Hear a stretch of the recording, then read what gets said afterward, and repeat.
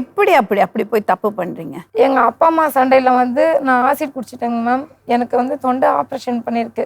எனக்கு ஆல்ரெடி எனக்கு சர்ஜரி பண்ணதால் எனக்கு குடல் கிடையாது. எனக்கு பசி தொண்டையில் தான் தெரியும். எனக்கு இந்த பிரச்சனை எல்லாமே அவர்கிட்டையும் சொன்னேன். என் குடும்பத்தையும் நான் தான் பார்த்துட்டு இருக்கேன். எங்கள் அம்மா, நான், என் பையன். நான் பீச்சில் கடை போட்டு அந்த வருமானத்தை வச்சு தான் நான் பார்க்குறேன். எங்கள் வீட்டுக்காருக்கு தெரியாது நான் கடை போடுறது. நம்ம எதுக்கு சொல்லணும்?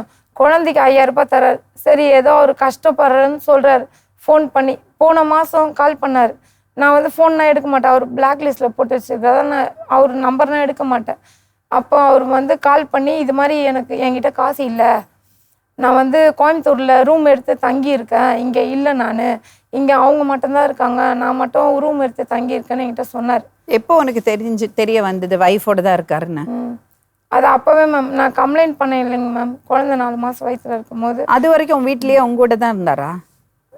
ஆமாம். இல்லை வந்துட்டு போகிறா? வந்துட்டு போவாருங்க மேம். எல்லாம் தப்பு இல்லை. எங்கள் அம்மா திட்டுவாங்க மேம், எதுக்கு வரேன் நான் சொல்லுவேன். எங்கள் அம்மா ரொம்ப எதிர்த்து பேசுவேன். அப்போனா எனக்கு சத்தியமாக சொல்கிறேன், எனக்கு தெரியவே தெரியாது மேம். எனக்கு வந்து ரொம்ப கஷ்டப்படுறேன்னு சொல்லிட்டு பேபி ஹாஸ்பிட்டல்லேருந்து நான் பீச் ரோட்டில் வந்துட்டு இருக்கும் போது தசை மாற்றுத்திறன் சொல்லிட்டு மாற்றுத்திறனாளிகள் சங்க தலைவர் வந்து மீட்டிங் நடந்தது. அப்போ நான் அவர்கிட்ட சொன்னேன், அண்ணா நீங்கள் வந்து இது மாதிரி மாற்றுத்திறனாளி பசங்களுக்கு ஹெல்ப் பண்ணுவீங்களான்னு சொல்லிட்டு கேட்டேன். ஆமாம்மா சொன்னார். உனக்கு என்னம்மா வேணும்? இது மாதிரி என் பையனுக்கு ரிப்போர்ட் கொடுத்துருக்காங்க, நீங்கள் இந்த ரிப்போர்ட். என்ன ரிப்போர்ட் கொடுத்துருக்காங்க? அவன் வந்து கால் ஸ்பெஷலிஸ்ட் டாக்டரை பார்த்து அவன் வந்து நடக்க முடியாது, அவன் பரம்பரை வியாதி இருக்குது. என்னுடைய பெரிய தம்பியும் அதே மாதிரி இருந்ததா இறந்துட்டான். அதனால் இந்த குழந்தைக்கும் அதே ரிப்போர்ட்டு தான் இவனுக்கும் சேமாக வந்தது. அப்போ எனக்கு என்ன பண்ணுறதுன்னு தெரியல.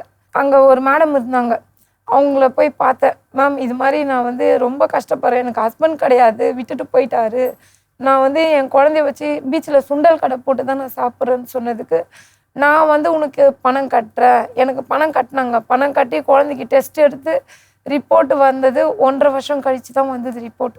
அந்த ரிப்போர்ட்டில் சொன்ன உடனே எனக்கு என்ன பண்ணுறது, கை கால்லாம் உதற ஆரம்பிச்சிச்சு. நானே உடம்பு முடியாமல் இருக்கேன். ஹீமோகுளோபின் 3 பாயிண்ட் தான் இருக்குது.